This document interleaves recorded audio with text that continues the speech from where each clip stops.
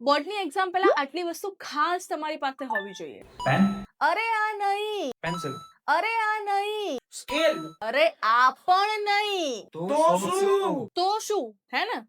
તો એ છે mistake notebook. હવે તમે કહેશો કે આ શું નવું આવ્યું, આ સુધી તો મેં નથી જોયું. મિસ્ટેક નોટબુક એટલે તમારી પોતાની હેન્ડ રિટન નોટબુક, જેમાં તમે અત્યાર સુધી જેટલા પણ ચેપ્ટર્સ, જેટલા પણ થિયરી, ઇક્વેશન્સ યાદ કર્યા હોય, પરંતુ તેમાં સૌથી વધારે મિસ્ટેક થતી હોય ને, તો તમે એની એક શોર્ટ નોટ બનાવો તમારા લેંગ્વેજમાં, તમારી રીતે એને લખો. અને એક્ઝામ પહેલાં ઘણા બધા એવા પેપર હશે જેમાં તમને રીડિંગ માટે બહુ ઓછો ટાઈમ મળશે.